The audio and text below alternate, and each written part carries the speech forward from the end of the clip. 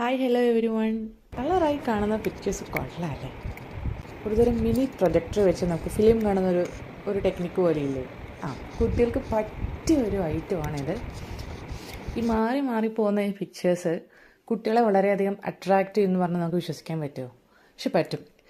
നമ്മുടെ വീട്ടിലെ കുഞ്ഞു മക്കൾക്ക് അല്ലെങ്കിൽ എസ്പെഷ്യലി ഫോർ ലേണിംഗ് ട്യൂട്ടേഴ്സിന് പറ്റിയൊരു പ്രൊഡക്റ്റാണ് ഇവിടെ കാണിച്ചിരിക്കുന്നത്. ഒരുതരം ഫ്ലാഷ് ലൈറ്റ് പ്രൊജക്ഷൻ.